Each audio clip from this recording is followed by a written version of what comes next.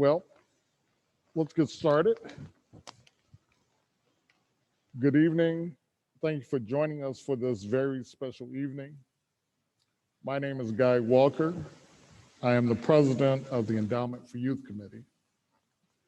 Endowment for Youth Committee was founded in 1986 on the Lower East Side of Santa Barbara by the pioneering and community activist Melvin Mel Ritchie, and later with the help of Cliff Lambert and others, began to serve the needs of a much underserved and underrepresented group of young people in the city of Santa Barbara. Today, the Endowment for Youth Committee is focused primarily on serving the educational, social, and cultural needs of African American students in Santa Barbara, grades 6 through 16.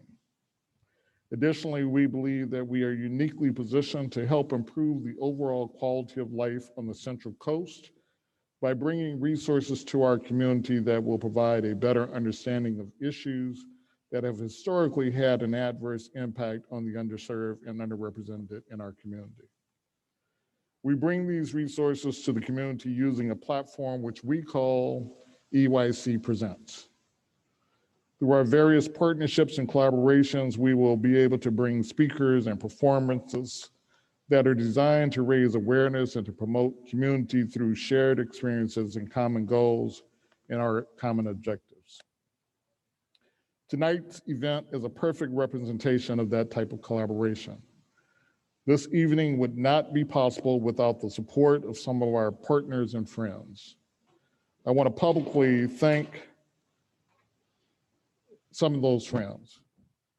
Gwen Laurie Firestein of the Montecito Journal, James Joyce III of Coffee with the Black Guy, our friends at the beautiful and historic Libero Theater, Dunn School, and in particular their Director of Communications, Jennifer Dubois, Brandon Scott, who I call our technical genius, Cros Andrade of Uva Design, Reggie and Joanne Pagling of Dark Water Winery in San Ynez Valley, and last but certainly not least, my team at Wealth Management Strategies.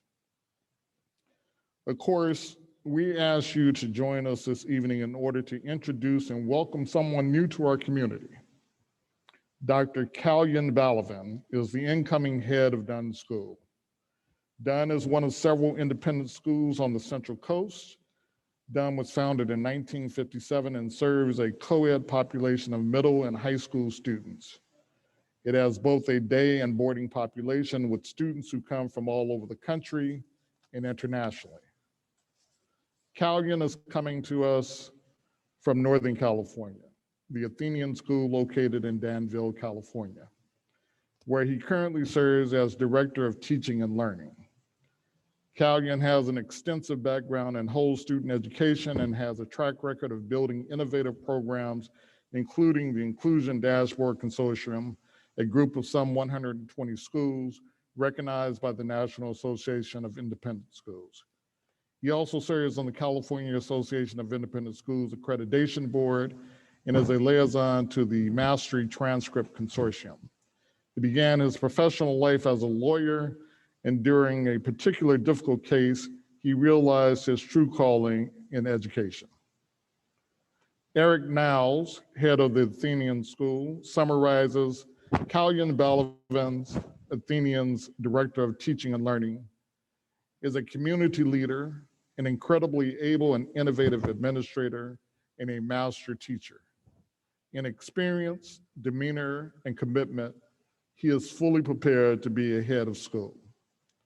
Kalyan is married to Fatima, and they have 2 children, Husna and Mateen, my man Mateen, that is becoming my Faz's best friend. We are delighted to welcome the Balaven family to the Central Coast, and as an alumnus and Dunn School board member, I am particularly excited about Kalyan's selection as the first person of color to serve as head of Dunn School. I present to you Kalyan Balaven.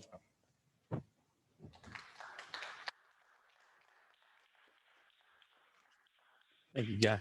You're very welcome. Good seeing you. Good seeing you too. So, Kalyan, welcome to Santa Barbara and the Central Coast. our remote audience of nearly 175 folks, and our small but mighty in-person audience are pleased to welcome you to our community. And in spite of the challenges created by COVID-19, we embrace you, and albeit socially distanced, we embrace you, and look forward to getting to know you better in the weeks and months to come. So again, welcome. Thank you. Appreciate you. Yep. Next, I'd like to introduce the person who's going to moderate the conversation. James Joyce III is a community leader and founder of Coffee with a Black Guy. Coffee with a Black Guy is an innovative social impact movement that seeks to merge the tactile and digital worlds to bring greater understanding, compassion, empathy, and love to our shared global community.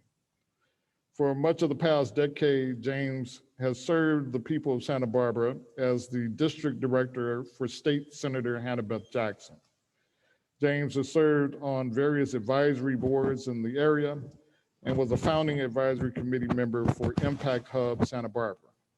He currently serves on the board of the Common Table Foundation, formerly the Lois and Walter Capps Project, the California Association of Marriage and Family Therapists Education Foundation, Sanctuary Centers of Santa Barbara, as well as the National Board for Student African American Brotherhood, also known as SOB. Additionally, James serves on the advisory board of the Ventura County Leadership Academy. He is active with Santa Barbara Young Black Professionals and is a proud member of Alpha Phi Alpha Fraternity Incorporated.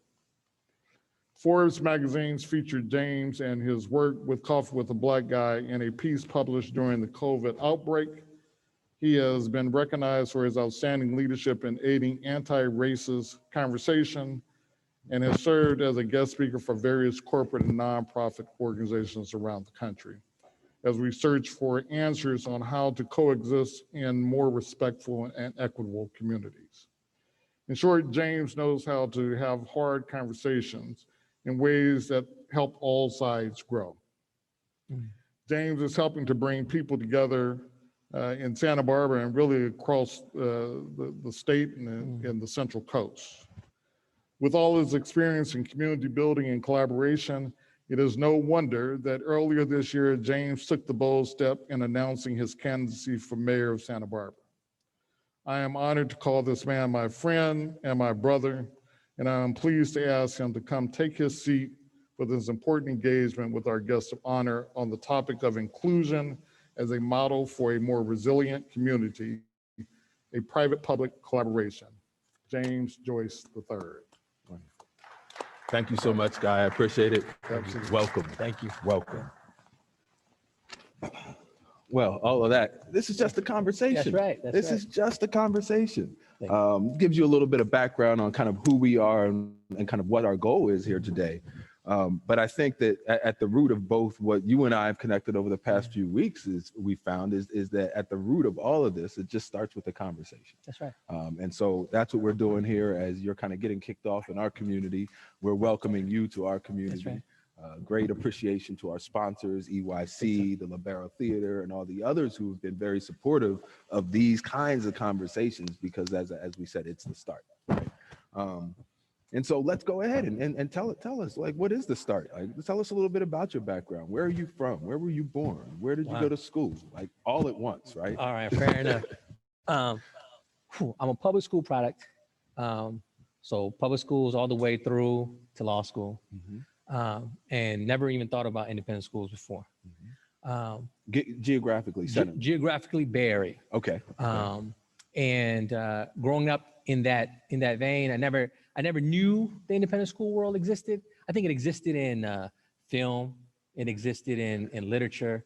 Every now and then there might be a student I might see with a uniform on going through. Okay, so I'm you know what I mean. But it was never in my consciousness. Right. Growing up. So public school product all the way through. My mom, West Indian immigrant, and so she was really into education. So I grew up, while a public school product, I grew up with a person who became a public school educator, but also spent time after school educating people in the neighborhood. Right. She was pretty adept at, she was, knew a lot of languages and whatnot. So there's always kids from the neighborhood at the house, always. You know, wherever we were staying, wherever we were living, always kids come home. Oh goodness, you know, the house is never, you know, just for us. Oh yeah. And she'll be sitting with them, helping them read, young kids. Working on math, making with her own worksheets and stuff like that. And these are kids she identified during her work day who didn't get the support during the day. So I see it all the time. So education is really always around me. And her thing was, you got to go keep, you know, don't stop, right? And so education was always a part of my upbringing. So stayed in the Bay Area. And this is my first time outside of the Bay Area. Okay. Yeah. Okay. Yeah. We'll treat that with respect, man. We'll treat that with respect. Indeed. We're glad to have you here. So your family now, I heard a little bit about, you know, guys making some buddies with your kids there already. That's right. And that's part of, you know, in my work in public service, I've always had this concept of community infusion. When I'm working with staff or training staff up, I'm like, you know, don't just do a job, don't just have a career, but infuse yourself in the community, and that makes your job easier. Right. And so I get the sense that you're very much the same, because your official start date isn't until July 1st. Yeah, no. That's what they told me. Yeah. And you've been on the ground, you've been very active with you know, kind of the transition. Yeah, it's important. Indeed. You know, because you can't wait till the first day to build the relationships. Right. And so just getting to know people, understanding the lay of the land, and building a sense of place has been really important for me and my family. Indeed. Yeah. Indeed. Tell me a little bit about your family. My wife's a Persian American immigrant, grew up in Iran during the war. We met actually in Iran. I was on a college trip, you know, and met some people, and then came back, had a roommate, you know, who was half Persian. He ends up living in the Middle East. He gets married. He comes back, visits me, invites me over again. Says, hey, I got to introduce you to somebody. Yeah. I know you. You're gonna really. You know. Oh, come on. I'm telling you, you got to meet her. And it was that, you know. And I remember, because I'd gone there for like a short trip. This is my second time over there. Short trip, and you know, the visas situation is you get a limited visa. And I was like, I gotta stay here a little longer. So I had to keep going to extend my visa. And so it's long lines. I must have went that visa extension office like 6 times. I keep extending it. That's love, brother. Yeah. And so, and interesting, her journey is that she was an independent school kid. Okay. She was a private school kid. And she comes here. And then, you know, her career has been education too. She's been a teacher in the independent school world. Okay. Yeah. And then our two kids that grow up, you know, with a mix, you know, some public, some private school, but in different communities as we've navigated through different places in the Bay Area and stuff like that. Yeah. Right. And give me the age ranges right now. 12 and 8. Okay. So basically 20 and 18. Yeah. Good luck with that. Oh yeah. Good deal. So Central Coast, you'll be coming here, and I definitely, we're going to dive into the inclusion aspect. But, you know, as we're getting to know you, like, what do you like? What are your hobbies? What are some things you like to get involved with? Well, I love basketball. Yeah, I know. You know, you caught me the day after, right? It wasn't supposed to go down that way. Yeah. You know. Yeah. You know, big Warriors fan. Okay. Big 49ers fan. So a lot of Bay Area sports teams. I love watching movies. Okay. And I like watching movies late at night when the theater's kind of empty, right? So I can, you know, have the experience. Kind of like this, right? We got about a couple folks here in the audience. It's an experience. Absolutely. Different types of music. Love to read. And I'm a bit of a comic book nerd and geek. Yeah, you know, it's just so, you know, really, you know, lower the waterline, so to speak. Reveal the iceberg. That's what I wanted to say. I'm a you know, Comic-Con type of guy. Okay. You know, costume. Okay. You know, I do that. There's a few folks you should connect with in town. Yes, indeed. Very cool. And so, all right. So we've got your background partially. Went to law school. Where did you go to law school? I went to Remind me? UC Davis. UC Davis, Yeah, right? Yeah. Why law school? Because I didn't go to medical school. All right, I heard that. Yeah, no, it was, my mom always wanted me to get a professional degree, not to stop.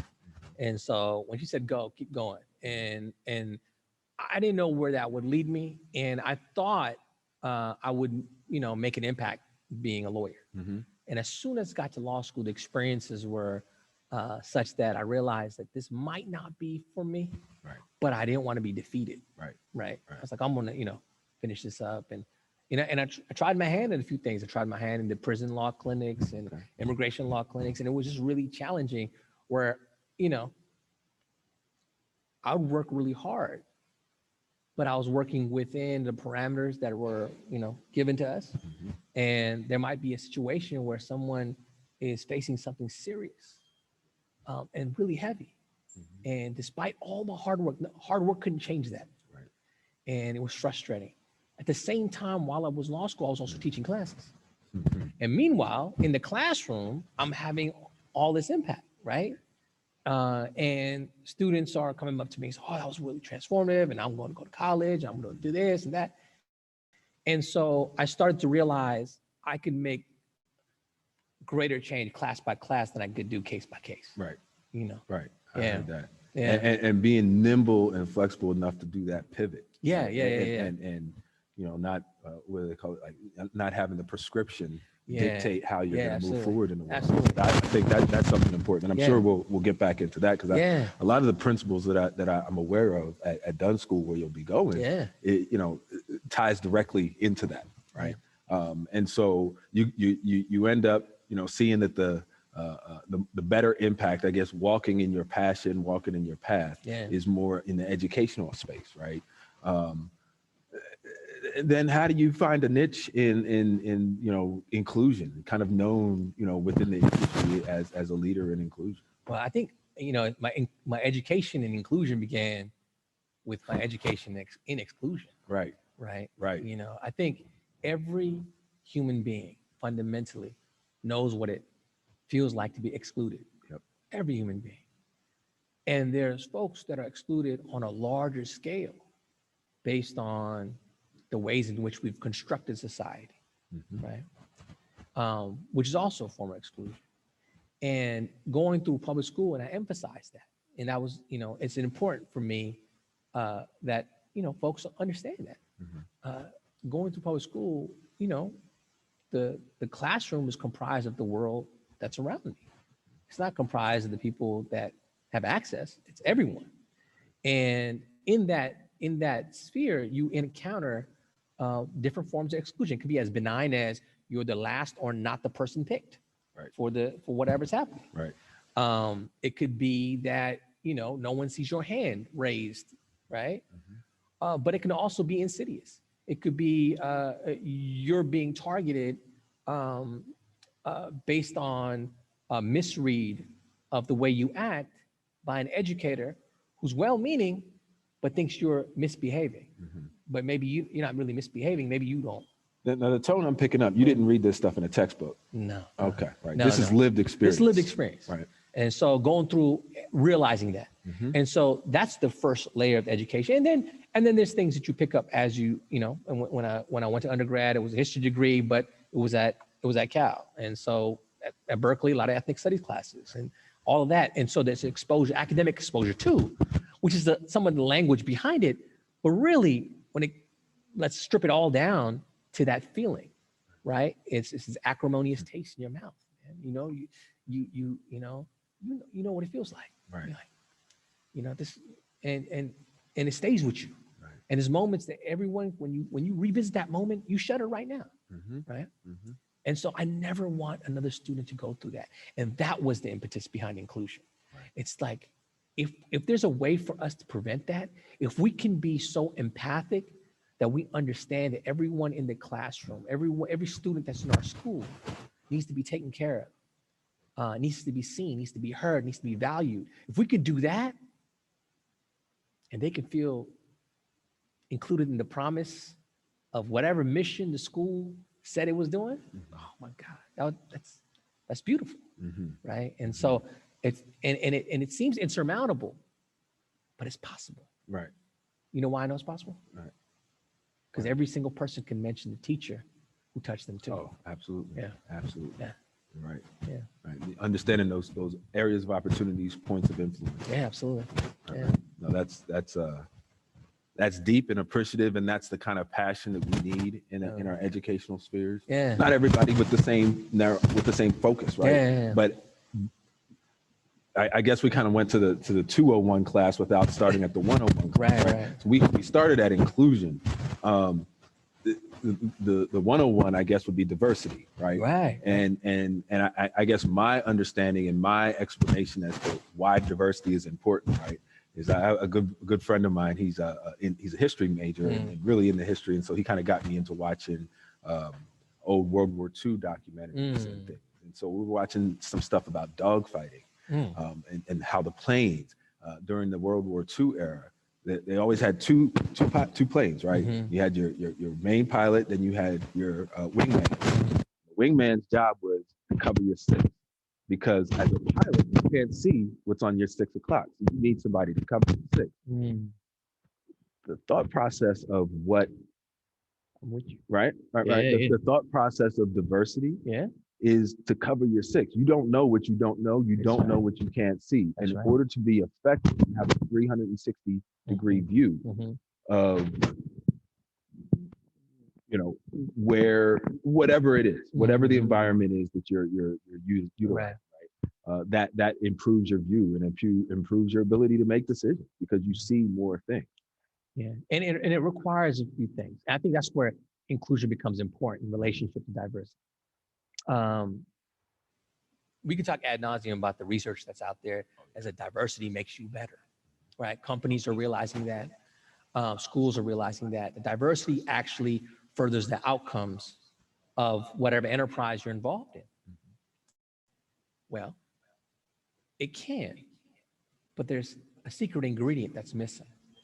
Just adding diversity into the mix doesn't necessarily involve everyone in the process such that we're all learning from each other and becoming better because our blind spots and our perspectives have grown.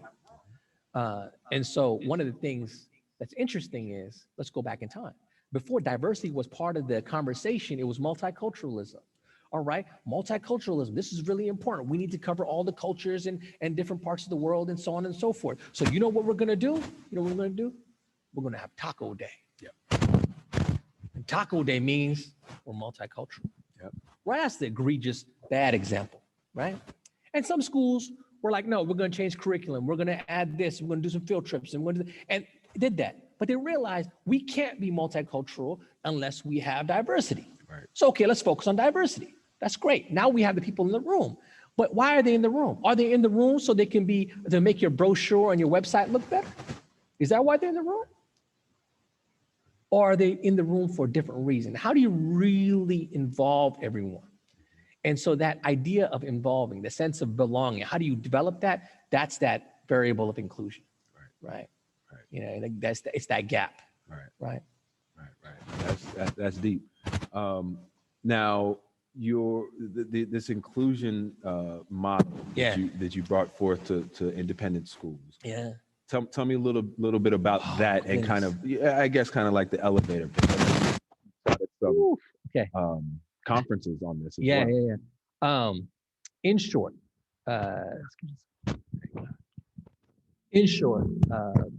the idea, the impetus behind creating an inclusion dashboard came from a frustration around the fact that in order to explain what inclusion was, I had to explain it using narratives, right? At the time, I was a dean of equity and inclusion. My job was to make sure every student was taken care of. And oftentimes, students would be in my office and they would tell me stories. They would say, you know, this is going on, this is happening. And sometimes the stories are deeply painful, but they may not resonate with everyone, but because they don't understand the context. So I'd carry the story and I would utilize the story to try to make some change. The reality is not everyone's moved by narratives. right? Boards, administrators, school leaders are moved by data.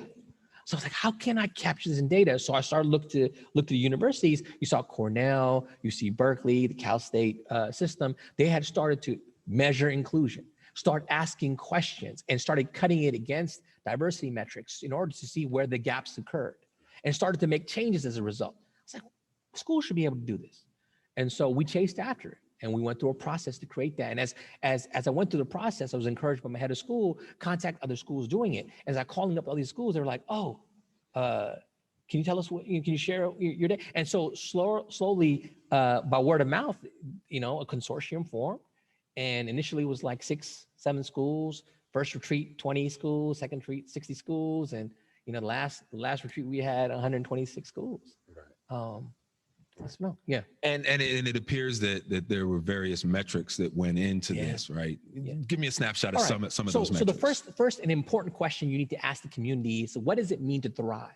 You need to ask the students, what does it mean to thrive? And they'll tell you. You go through this process through questionnaires or surveys, et cetera, but you're trying to articulate, what does thriving mean in a school culture? And then you look at what is the average. How does the average student thrive? And then let's look at different communities, right? And different genders, and you start looking at this and you start to realize that not everyone's thriving the same way. And that begins the first process. And then you have to put it through a sieve. And that sieve is the mission, right? Every school has a mission or a vision statement, a promise. Every school promises something to you, right? So put it through the promise and see, are you delivering on the promise? If the promise is academic achievement, who's achieving academically? Mm-hmm.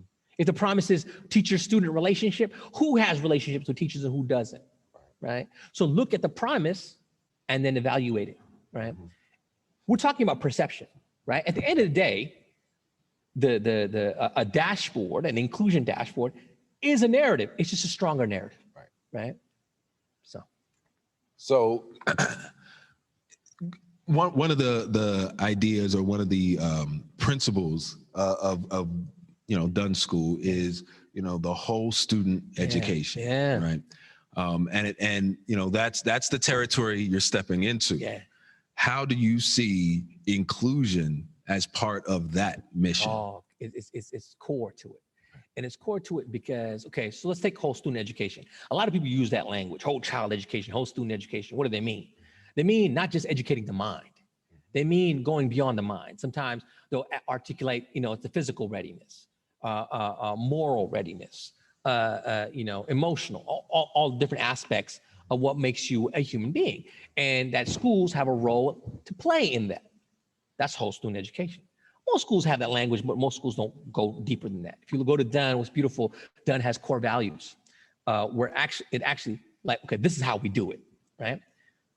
But in order for a person to develop the ability to have the social, the emotional connection with other human beings, to be able to participate in a society that's multifaceted and diverse, they need to be able to be inclusive. They need to develop the skill set of empathy. And they can't do that, right, if inclusion is not in the forefront. Right. Yeah. Right. And I mean, it just seems to be a natural marriage, right? Of making sure that you're addressing them. When I hear whole student education, having a former journalism background and having to go in and pick at the problems of the community, at the root of these problems quite frequently are the lack of coping skills. Whole student education provides those coping skills, right? It works through that process. And I think that that's what we need more in our societies. Right. So independent schools, cool, great. Do your inclusion thing. Yeah. How does that translate to a community? The phone rang. See, I was doing the inclusion dashboard piece and, we're writing about it and I get a call. I got the call from San Ramon Valley Unified School District, about 40 schools, all public schools. They were local to the area where our school, the Athenian school was, where we're doing the dashboard. They're like, can we talk about the inclusion dashboard and the inclusion work that you're doing? I said, why are you interested in that? How did you hear about it? And so we read this. So, but what's the interest? right? Is it altruistic or is it reactionary? Well, it's reactionary. So what happened? The school board was bombarded with parents who were frustrated because things were happening in the school. There were complaints around racial intolerance from some students, things that had happened in different high schools, and people were, I mean, they were at the school board, and I listened to the tapes, and it was painful. It's painful to hear. It's painful to hear when a young person is talking about, how adults who are there to serve. And so you hear that. And so there's a frustration. They're like, how can we do this? Right? How can we all do that? So that's why I think there is potential for the community, because that phone rang. Because it's a need in private or public sectors. It's a need everywhere. This could be a powerful partnership, right? Of private and public sectors doing the work together, right? Such that we help inform each other of the best practices that we all have. Because every school is good at something. Right. Right? Right. I can learn from school A, can teach school B. But if we don't know what that something is, because we haven't been measuring how inclusion looks, right? But if we did, if all the schools were kind of measuring at the same time, asking the same questions, and you start to realize, oh, that school down there in Santa Barbara, this middle school really is doing a great job with young women in relationship to STEM classes. Maybe I can go there and realize what's going on and do some research and realize, okay, it matters who you hire. Look at the curriculum. Look at how they've situated things. Okay, you take notes, you make your school better. So we make all schools better, right? If we're all a forest of trees, right? Right, a forest of trees. Forest Look of at trees, this. right? Each tree, like, you know what I mean? And on each tree, you got what? Low-hanging fruit, Yep. right? You got growth areas, Yep. right? And you have, the trunk. I call that the affirmation, things that you're doing well. Right. Yeah. Right. Yeah. Man, so it's a treat to have you with us, man. It is a treat to have you. Yeah. And really, I think that's the vision that we're trying to go towards here, right? Is that, in some of your recent writings, you had an op-ed in the Montecito Journal. Yeah. I believe it was that, or maybe I'm just reading a lot of your stuff, but you referred to the fifth estate, right? And this is the nonprofit sector, the independent schools, the partnership with public schools, like, and I guess, kind of taking it back again, the first three estates being our estates of government, the branches of government, the fourth estate being, the media, and then the fifth estate being this branch of nonprofits, independent schools. What role do you see that in shaping and forming community? I think there's conversations happening in the fifth estate that's not part of mainstream vernacular, mainstream conversation. But you know who's paying attention to that conversation? Young people, because it's part of the conversation in social media.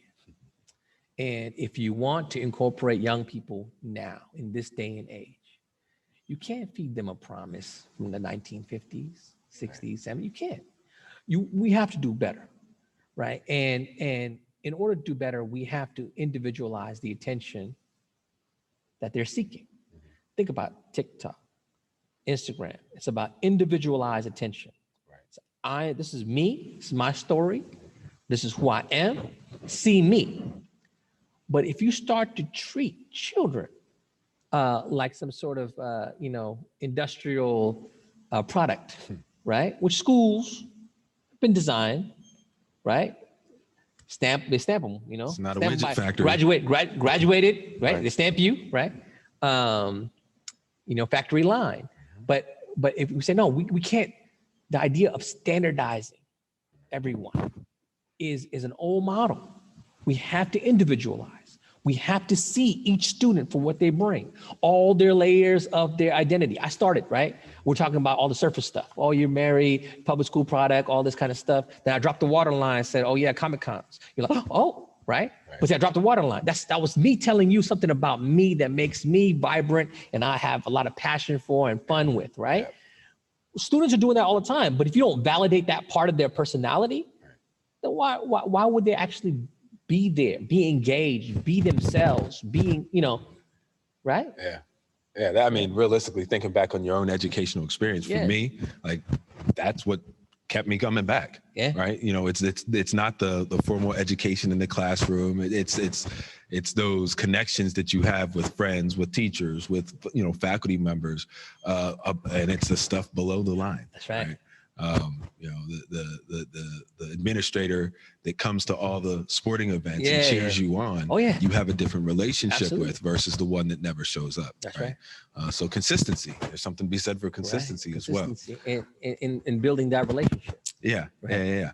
So as we're talking about consistency, I took some notes here as we're welcoming you to our community, and some of the feedback. Inspirational to staff and students. These are things that are being said about you. Words like energy, warmth, enthusiasm. Where do you get that from? Where does that come from in your culture that you bring with you every day, that folks who've been interacting with you just so far in the community are saying these things already? That's interesting. I don't know if there is a particular place. I mean, the model for me on how to treat people is from mom, right? You know, how she treated people. And, you know, if you want students to leave a school, to go out and to do good in the world, right? If that's really do good in the world, whatever your good is, you go and do it, right? Then you have to model it, and you have to do good unto them, right? And the people around you. And so you put whatever you put out, you get back. You know, I like to have a positive life around me, positive energy around me. Right. So I had to move down to Santa Barbara. Ah, it's a You know, vibe, it's right? nice It's a out vibe here, like out a here. postcard out here. Goodness gracious. Yeah. So. No, okay. So that and again, that kind of gets back to, like, you know, thinking back on that beginning of the root of why students come back, why return, why, you know, show up as your whole self. Right. And you know, as we're, you know, let me see where we at on our time. Yeah, as we're kind of rounding the hump of the conversation. Why is it important for students to be able to show up their whole selves? Well, here's the thing. If students can do it, if you help students to really self-reflect, realize all the aspects of themselves, they may not completely come to fruition, every single one, but if they've accessed it at that level of self-awareness, if they graduate out of high school with that level of awareness, the time they spend after high school, whatever they do, it's more focused. Right? It's not like I need to find myself. I need to, you know, I'm going to do this. I really don't know what I'm doing with my life. It's more focused, and they have more time to make a difference, to make a change, and they use their youth in a way that is making the world better. And I've seen it. I'm so, like, immensely proud of the students that I've gotten to work with. And when I think about them and the things they've done, some, some have gone on to, trade on the stock exchange. Some have gone on to create nonprofits and help people overseas. And, as long as they're doing things that make them happy and contribute to making the world better, like, wow, that's, I had a little piece of that. And, right, little, like, wow, that's amazing. Yeah. Right. Yeah. And there's a power in that. Yeah. No, absolutely. And just listen to your story, your personal story, and then your passion, they align, right? Yeah. Because that whole pivot that you made from law school to educator, right? Yeah. And make that's about aligning with your passion, right? And making sure that when you're working with students that you're helping them align with their passion. And it's a journey, right? We don't know what that is. Sometimes we end up in a job that we're just like, oh, here we go, I'm going to work again. You know what I mean? And those things, but that's part of the process, right? I point to this whole notion of we talk about failing forward and figuring out things through failure for businesses and in society, right? And ultimately, that's what growing up is. Like we make mistakes, we get in trouble, we learn through that stuff, and we're all a part of that for one another, right? Oh yeah. You just happen to be in the seat in education, right? In a seat where that impact is more visual, and in a community that values it, right?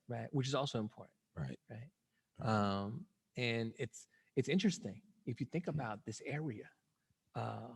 It's very interesting what happened in this particular area specifically, and other parts of California, you can speak in the United States, around the same time. There are folks that started to set up schools and build schools because they felt that the industry of education was important. The relationship that's forged was important. Now, they were doing it at a time where, notions of diversity and these types of things were probably in the forefront of their minds. Right. But nonetheless, the idea that it was important for a student to really discover themselves, that was the core. And these schools still exist. A lot of places they closed down. They still exist here. Santa Barbara, Right. this county. And it's phenomenal. And in places in the world, they're closing down. And you know what was beautiful? And I have a hard time saying it's beautiful because of the pain involved in it. One of the silver linings out of the cloud of the pandemic was that parents got to see how the sausage is made. Yep. They walk by the rooms like, is this what you're doing? I thought you were supposed to be on Zoom. Oh, no, they gave us a break, Right. all the kind of stuff. And realizing the value of the relationship. Yeah. Right? Hmm. A whole year and a half. Mm-hmm. And I don't know what the impact's going to be. Hopefully lasting, right? Yeah. Opportunity. You say silver lining. It's an opportunity. It is right? opportunity. Opportunity to learn. Yeah. And kind of going back to that failing forward. Like it's unfortunate that we had to. Yeah. It took a global pandemic Yeah. for us to have some of these lessons. Yeah. But that lesson, that focus on relationship. Yeah. If I'm going to editorialize, that's what moves us forward, right? Like relational leadership, making sure that you have those contacts, that folks know you when they're talking about, inclusion in their school, and they're like, wait a minute, I remember hearing this conversation. Oh, yeah. Let me pick up the phone, Without a doubt. ring, Yeah. and start a relationship. Yeah. Which is different. See, one interesting thing, what we learn in the disconnect, in the I'm going to live on Zoom, so on and so forth. What we learn in that is that you can still teach, you can still do the intellectual exercises, right? I'll send you a problem set. I'll send you a worksheet. You can write an essay. You can send that in. Mm-hmm. You can still do that. You might even have some quasi pseudo social interactions, using chat features. But the whole student piece, right, it's gone. It's lost, right? Because I can't see you. You're not there, right? Yeah, we didn't use the language, but what you're talking about is mental and emotional wellness, right? Like those are the punch words that they use in other industries, right? Yeah. But that's essentially what you're building for the students. Yeah, and it almost become those words: social, emotional wellness, mental wellness. Those will become buzz phrasey, at least in the independent school world. So I've kind of avoided them because I didn't want to. But that's what it is. It's like these other slivers of who make you what you are beyond your intellect. Right. Right. It's like in this day and age, let me tell you, this is the other secret, right? This day and age, you don't need a teacher to teach you the intellectual. Right. You got Google. Right. You got Wikipedia. Right. I go in there, read. Yeah. Right. Or you know what? YouTube videos. Right. If it's something I don't learn. So I don't need the teacher in the classroom to teach me anymore. But I need the teacher to see me. I need a teacher to hear me. I need a teacher to know who I am. Right? That's important. And inspire you. Yes. Yeah. Yes. Yeah. Man. So, all right. Ultimately, what could it look like? Let's play a little visioning here. All right. You've been kind of involved in the Santa Barbara region here for a while. Yeah. You've had some great teachers, right? You've connected with some folks. Who've been giving you the real. Yeah. And you're aware of kind of what other assets are in the region. Yeah. At the end of the day, success, what's it look like? Oh, wow. I've been flirting with this idea. So think about this for a moment. Santa Barbara County, very interesting place. Unpretentious in some ways, right? Because, when you talk about California, LA, the Bay, maybe Sacramento for government, people don't really think about Santa Barbara in that way, right? It doesn't come to the forefront. Beautiful, breathtaking, interesting diversity in this area.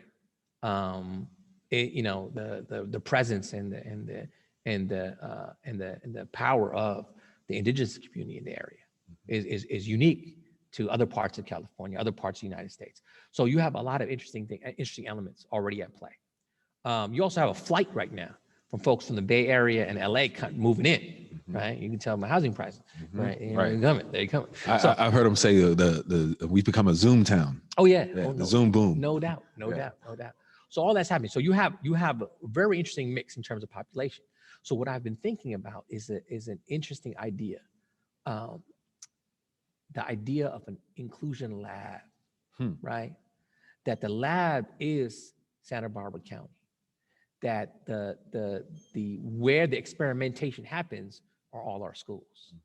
And the hypothesis is that all of our schools have things that each of the other schools can learn from. That if we truly partner up, right? Because here's the thing, we're gonna compete in football. We're gonna compete in softball, different sports. We won't compete, right? We won't compete in debate. We won't compete in spelling bees. We'll compete a lot. We even compete in enrollment, but we can't compete in inclusion. Because when you compete in inclusion, that's exclusion, right? You can't. So in inclusion, we have to be partners, right? We have to partner up, right? And how does that partnership look? It looks like not just the measuring part, but the sharing of resources, right? We have the potential to bring folks into our community that can help educate, help provide services, help provide resources that we can share as schools in the region. We have the ability to purchase and be part of different organizations, different research think tanks and tools that can help further us in our ability to serve our students. We can leverage our partnerships with the indigenous community, the communities that are coming into the area, the research university in our background, right, in the area, in order to make our schools better. So we have all these wonderful, but we just need that will, right? That it's not about, I'm not trying to take your enrollment. You do what you do, right? Want to make all our schools better, because no student in any of our schools should be sitting at their desk or on the playground or wherever feeling like they don't belong. Yeah. So I'm sitting here kind of chuckling because it's like, facilitating Coffee with the Black Guy conversations. Everybody, post racial reckoning of the summer of 2020, everyone's kind of like, well, what do we do now? Well, sounds like a great plan that you got laid out there, Yeah, no, because the reality is this: everybody's going to go from schools and do what? They're going to be part of society, right? If everyone leaves our schools with empathy in their hearts, we've built that capacity because we focus on the whole student, because we focus on inclusion, and they go out into the world, and in that world, maybe the local world of Santa Barbara, maybe also the greater world. Right. Wow, that really is making change. Absolutely. Yeah. Absolutely. And it's not, I say cliche way, education can make a change. Like this is how it is. Like this is the, let's break it down. Right. Right. Yeah. Right. And I mean, and again, looking at our own lives, right? We can talk about, and I was actually just asked to, and I do need to get on this, but I was asked to, provide a statement for one of my teachers from high school who was impactful, because I guess my name comes up when he's talking about stories and stuff, and he's 60th birthday. They were like, can you give something for that? And it's like, I haven't talked to him in 20 plus years, but to be able to still have that connection of the impact that he's had in my life, and not just him, right? There's multiple along the way that you recall. And so, one comic fan to another, I'm a big Spider-Man fan, and that whole notion of great power comes great responsibility. And that's something that, as a journalist, I took to heart, right? People tell you their story. There's great power in that story. So I got to be treated responsibly. Now it's still stories, right? But there's great responsibility to change things with those stories, right? That narrative that you spoke about. How do we change our condition once we receive those narratives, once we share those narratives? And how does that arc happen? Well, we could do this all day, but I forgot that we do have some questions here. So let me try to check in to see if there's any questions. For those who are joining us via Zoom, feel free to drop any questions, comments, concerns in. We don't want the concerns. Well, you know, we hey, look, we want to talk about it all. We definitely want to talk about it all. Concerns are exclusive. Indeed. Concerns. Indeed. No, and it's gonna take me a little second here because I did get kicked out once again of the session, but we'll get in there to get some of the chat stuff. And although I did mention we have folks here in the audience, they will get a chance to ask questions, engage in a little after session, outside, socially distanced, taken care of. No worries. Oh, you good? Yeah. Good. Yeah. And I'm just checking in to see. We have great people. People are here excited to work with you. What about bridging the economic gap? We talked about inclusion. We've talked about that, the underlying, you know, independent public, that economic gap can wedge a lot of things. That's right. Yeah. So the word we left out in the conversation, we left out the E, right, which is equity. And schools know what equity looks like, right? It could look like free and reduced lunch. It could look like financial aid. It can look like sponsorship. It could look like space, you know, allocations of space in different ways, busing, etc. Equity in schools generally is constructed just to get you through the door. And then you're on your own, right? Got you to the door, now you're on your own. What does it look like? It looks like students in a particular school, hey, you know what? You know, different economic tiers in this school. So and a teacher says, we're going to do group projects, everyone. Everyone's group projects, and the project is on, you know, X. Okay, all right. Hey, you know what? You want to meet at my house? Okay, we're going to come to your house. Okay. I don't know how many bus passes I got to get to your house. I don't know if I can afford it. I don't, you know, but the teacher can't tell the teacher about this. And then my teammates might just think that I'm not doing the work because I don't have the money, right? Or it might be, you know what, everyone, you know what we're gonna do? We're gonna be a group project. You know, we're gonna share resources. I'll get the poster board, you get the mark. I don't got no money for the, you know, right? So that it could look like that. It could look like some schools. You have students all going to the same school, but some students have the ability for tutoring and service, right, outside of, right? But some students don't, right? It could even look like, I can't afford to go to the prom. Right. Okay. Right. So all that, schools don't care about that, but they need to. Right. That's what I learned when we started dashboarding, right? We learned at Athenian, we created an inclusion budget. We like literally had to create a line item in the budget called the inclusion budget.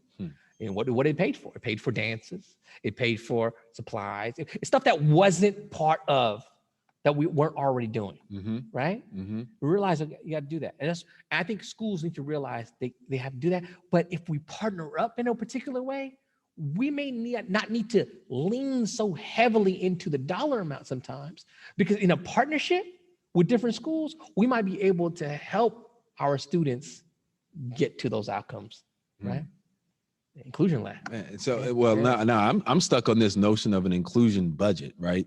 Yeah. Again, back, you know, post-reckoning, everybody's like, what do we do? Like, where do these conversations of inclusion, acceptance, perspective, diversity, where do they fit in the conversation budget? Because we're about a year removed, and everybody should have had a conversation about a budget by now. Right? Yeah. Of course. And so how, I mean, an inclusion budget, you made that very clear. That's kind of I guess in government terms, they call it kind of like a bridge funding, right? Yeah, it is. It is. Absolutely. I'm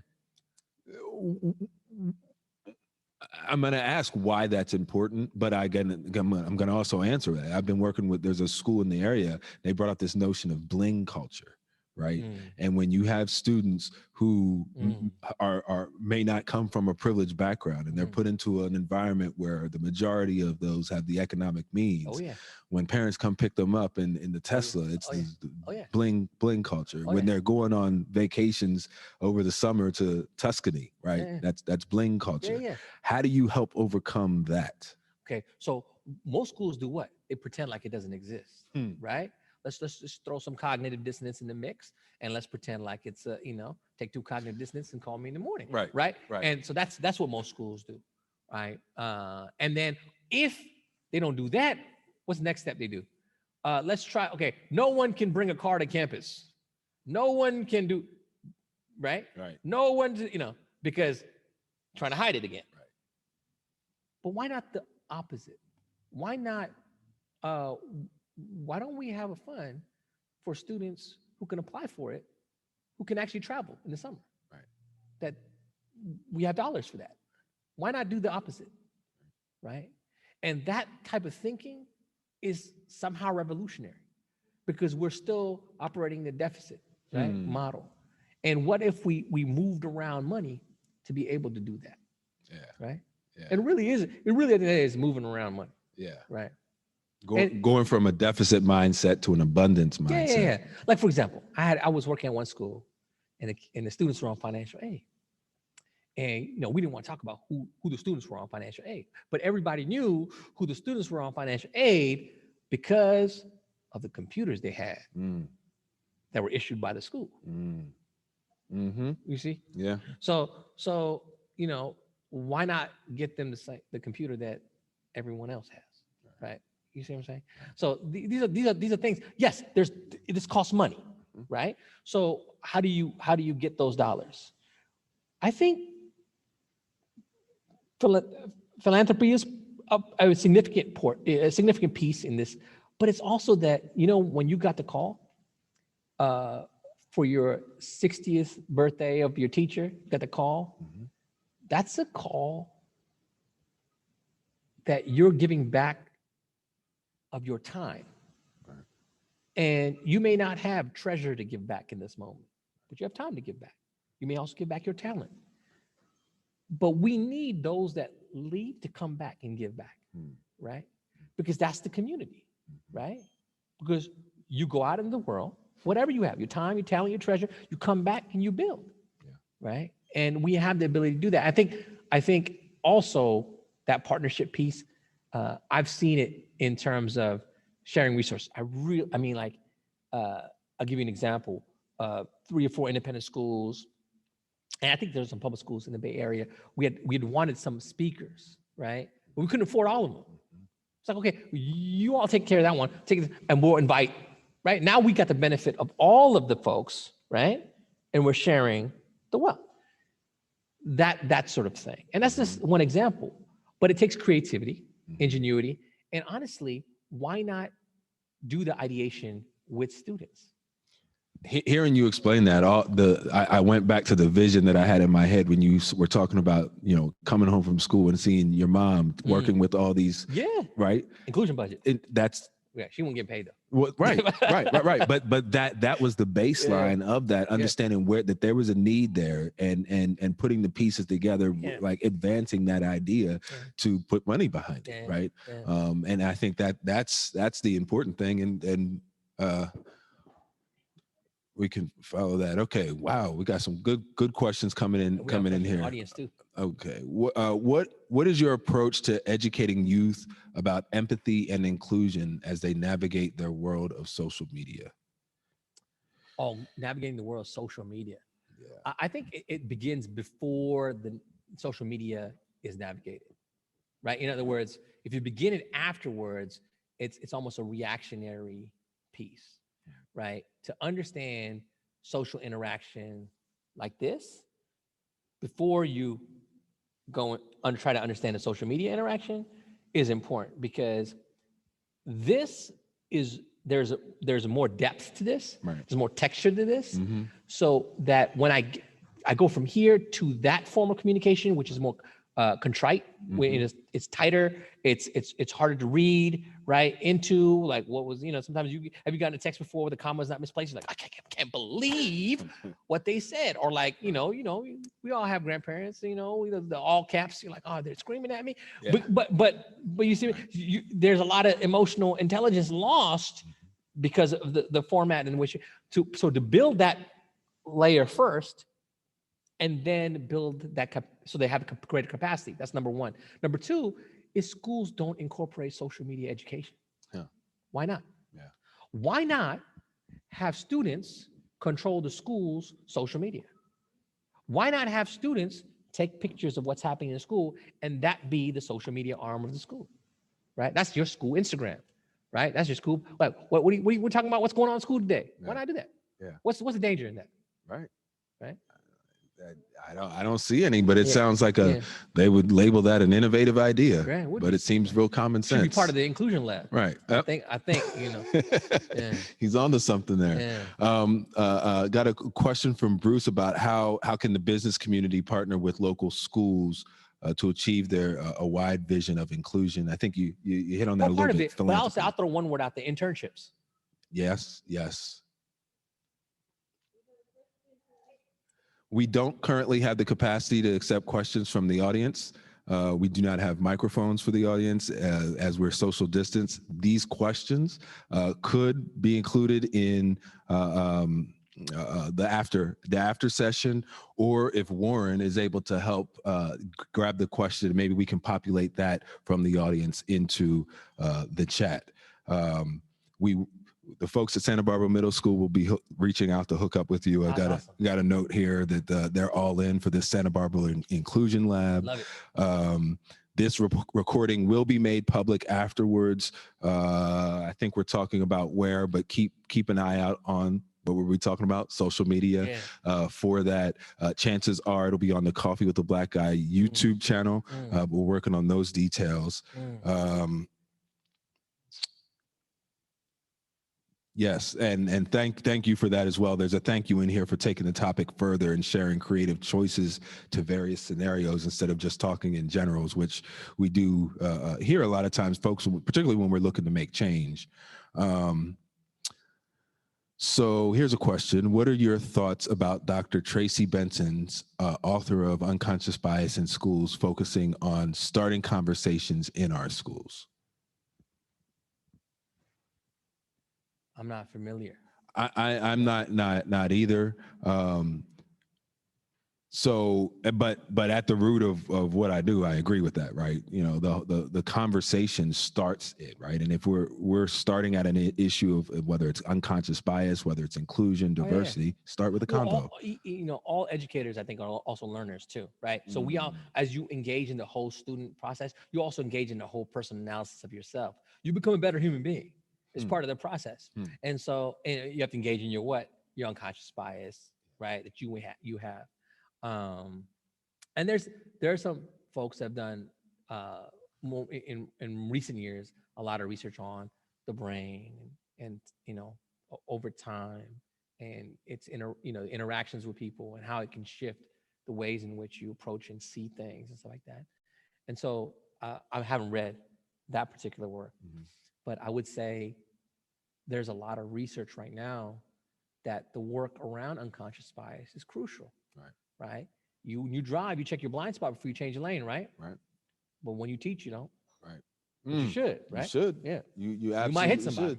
You absolutely should, right? And so in the early years of Coffee with the Black Guy, I spoke to a graduate class, and there was a student that was doing research that pointed out that this whole idea of sitting down and just having coffee on a and having conversations is supported by something called contact theory. And it sounds like that's something that would also be very similar as far as breaking down unconscious bias. Is the more you're in contact with quote unquote the other, the less other that becomes, right? And so when we're looking at how to start having the conversation about unconscious bias and inclusion and things, right? Like I think that is at the root of it, making sure. And we have to create safe spaces for dialogue too, and that's important because what some this is also part of avoidance is, okay, you know what? I will be the most politically correct person in the room, right? But I won't say anything.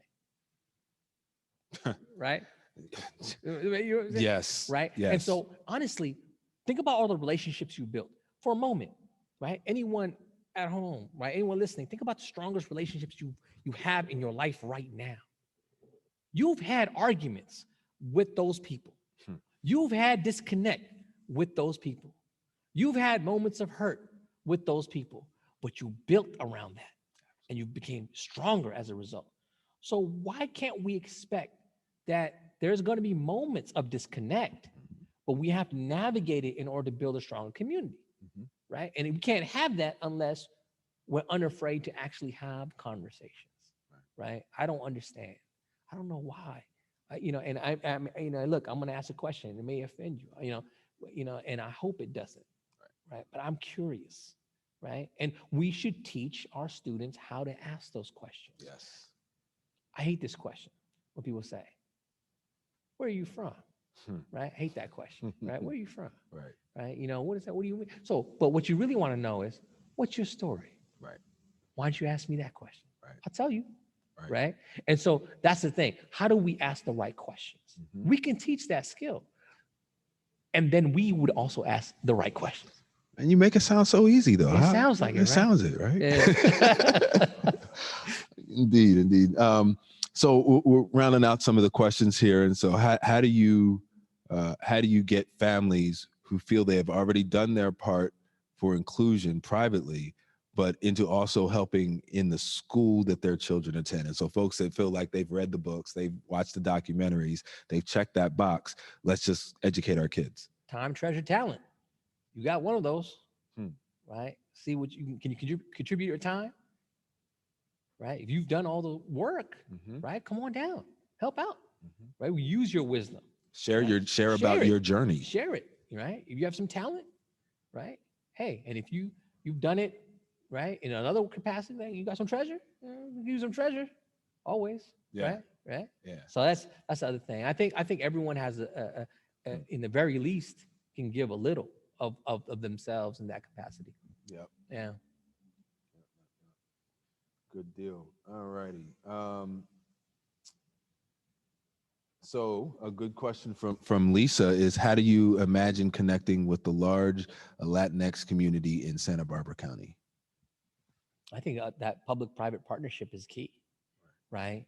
In the sense that different schools have served different populations, whether that be regionally, whether that be parochial schools, right? Different schools have served different populations. But if the schools can partner together, then we can link up students in larger cohorts together. And I got that inkling way back when. There's a woman that contacted me. She was a parent at a school in San Francisco, and the school that I was at is in Danville. So we're about an hour away maybe. And she contacted. She said, "Listen, I am the advisor of the BSU, the Black Students Union, and I heard you're the advisor of the Black Students Union at your school." Yeah. So what we want to do is actually get all the Black student unions of all these schools together. And I said, yeah, it's a great idea. Why come no one's ever done that before, right? It wasn't my idea, it was her idea. But that was the impetus. Like, yeah, we could share our resources and create larger cohorts. And by creating those larger cohorts, we can share what's working, what's not working, right? With each other, right? Within our communities. Like, how do you feel like a sense of belonging at your school? I do. Why? What are they doing for you? Oh, okay, let's link up. And so I think that's one of the things I would do. And what's beautiful about stepping into this role, I've realized, whenever you have something at your back, right?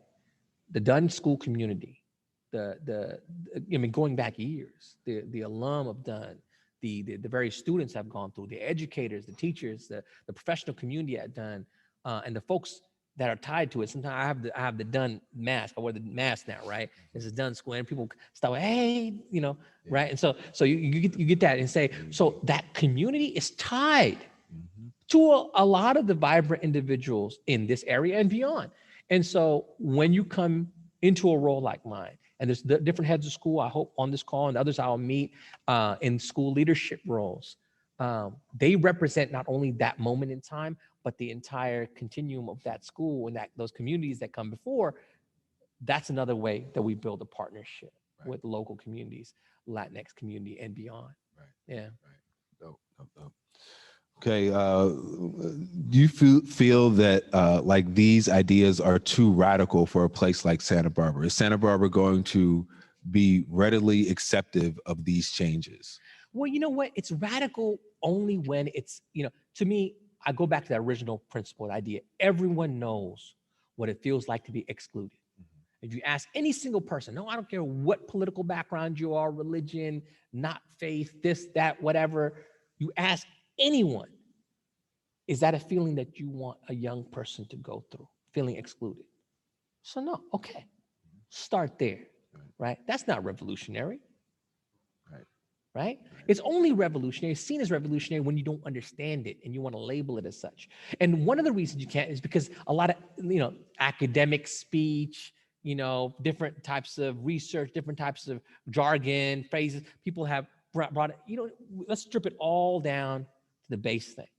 We want everyone in our schools to feel a sense of belonging.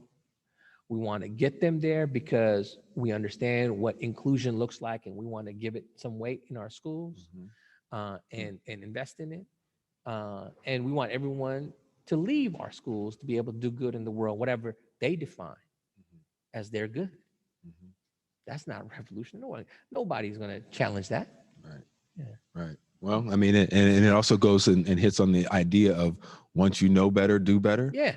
We know better, and this is part of doing better. Yeah. And sometimes that's going to be uncomfortable, and it's going to seem and feel a little radical, Right. To some, Yeah. right? But we're doing better. Oh yeah, and the only place it would happen is Santa Barbara too. It's too nice out here. Right. Right? And you have to worry about the weather. Weather's great. Well, and the terminology you use that, it's a lab. Like I've used the terminology that Santa Barbara is a great petri dish. Like there's a lot of great like assets that we have here in Santa Barbara, and we can like really cook up some good stuff, right? And really shine. And let's talk about it, like, and bring it on home. Like what started in a petri dish that we care about right now? Oh, vaccines, right? And so we can really create something good, something useful for the whole that starts right here. So we need a vaccine against exclusion. I like the metaphor. We can keep it going. Look. See, we gonna get on this, and then we gonna get on the basketball court, right? Well, then there's that as well. Indeed. Can we give some examples of what students said thriving looks like or feels like? Did you share that information with the students after you gathered it? So when you were speaking earlier, very public process. In order to build institutional capacity for inclusion, if you go through an investigatory process to build a tool to measure inclusion, it is a process that you have to go through in concert with the community, where you're reflecting back to the community, because you're asking questionnaires and surveys, and you've taken questionnaires and surveys. Sometimes they promise you gift cards and certificates. You will never get them, right? Please take this survey for 5 minutes, right? But you never see your results. And so what sets in? Survey apathy, because you never see your voice represented in the data that you've been asked to give. So if you engage in a community in a process like this, you are having an interrogation with the community. The community is seeing how they are perceived within the broader whole, right? So it's a conversation that's happening, inclusion conversation. So you share that. And you share the data, and you also share the stories that come out, right, in the open-ended comments, the stories that come out as indicators of what those numbers mean. And sometimes the combination of the two matter. I'll give you an example. I had one day I came to my office, and there was 3 students, very fond of them. They were great students that had gone through the school, and they were upset. I said, Cal, we're upset. I said, what's going on? I said, we got to do better as a school. So what's going on? We got to do better as a school. I said, did I do something wrong? So no, the school, we have to do better. We don't have, and these are y'all young Black women. I said, we don't have any young Black men to ask to dance. We need to do better as a school. What they were saying was that the school did not do a good job in recruiting young Black men. But I took this story, James, I took the story. I went to the board. The board meeting was like 2 days later. I was talking to somebody on the board. I said, hey, we need to do better. I was like, what do you mean? I said, we don't have young Black men for the young Black women who want to ask young Black men to dance. And I was telling him the story, right? And I'm paraphrasing, like, and he was looking at me like, that's ridiculous, right? That can't be why we're doing school, right? That flash forward 2 years later, same person. Right. I showed him the data. He said, why are young Black men not matriculating in this school? We need to do something about this. I moved the board, start a diversity, equity, and inclusion committee. Same person. Right. 2 years later. Oh, wow. He thought it was malarkey. That's what he said. I remember I never heard that word before. He said, wow. This is malarkey. I had to look it up. Yeah. I said, what is malarkey? Was it Joe Biden? No. Yeah. Yeah, but nonetheless. So the stories sometimes may not resonate with you because you haven't had the contact. You don't understand what that means. You can't even put it in your mind what that matters to this young person, right? Whereas when they told me, I understood it. The empathy gap was smaller. Much smaller, right? I understood exactly what they're talking about.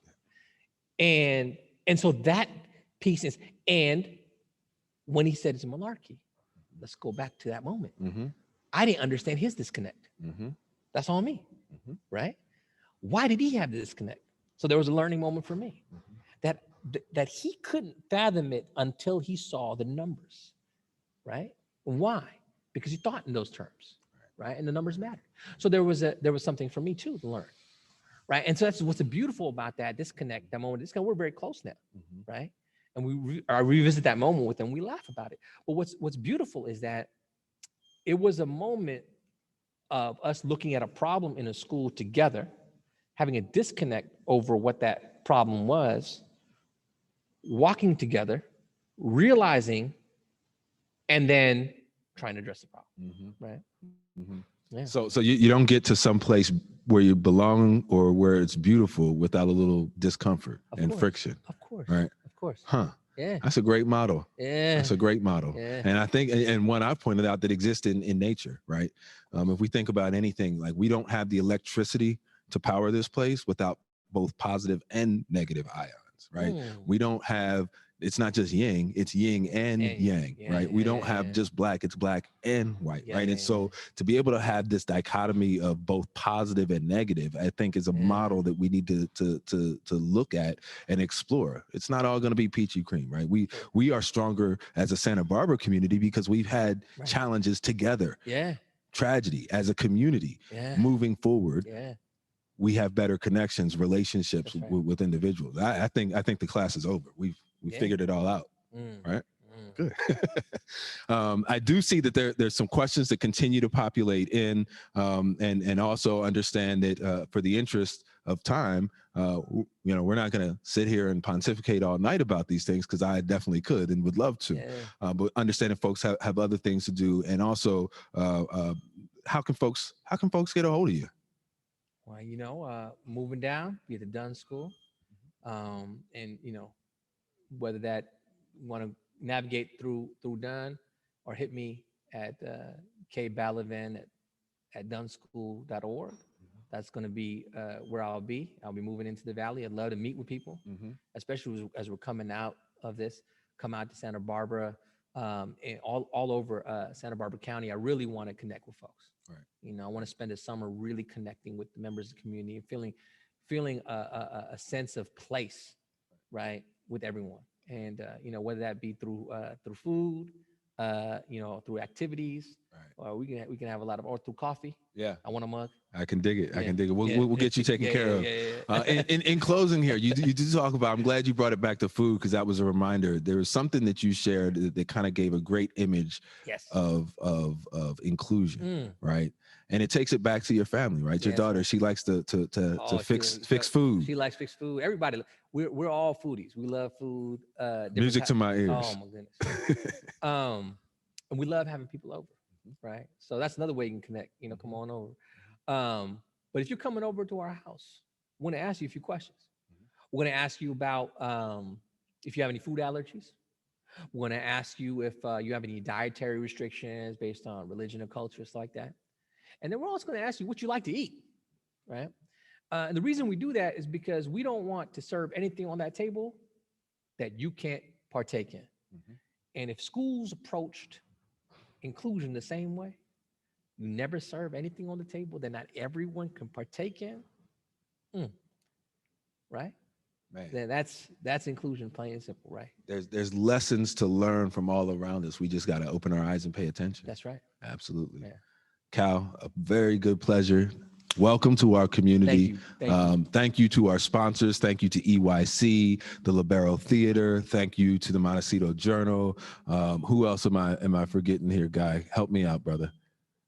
Guy Walker with EYC is joining us. Definitely have to thank Comfort Food for helping us out with our audio. Thank you to my friend James Joyce III with Coffee with the Black Guy. Thank you to my brother Cal Balaven. Thank you to the audience, both on Zoom, virtually, and those of you who are here tonight. This is the first. And I don't know if I said that in my comments earlier. This is a night of firsts. So I don't know if we mentioned the fact that this is the Libero's first in-person event since COVID. This is the first EYC Presents event. This is the first person of color who had a 64-year-old institution. No pressure, brother. No pressure. Absolutely. And so I think this is wonderful. Thank you all for coming. I'm gonna give it back to James to close it out. Wonderful. Well, thank you all so much. I don't have anything else to add. I think that for folks that want to be able to share about this video in the next few days, again, keep an eye on social media. We'll have it up to be able to share with your colleagues in other schools and connect with us. Right. Yeah. You know, this is about building community and relational leadership. Right. And the way that we all improve and the way that we all lift up to where we belong to be is when we can all show up and be included, right? That's right. Right. That's And right. so let us all do that and make us a better community. That's right. Thank you so much for your Appreciate you, time. brother. You all have a great All right. evening. Thank you.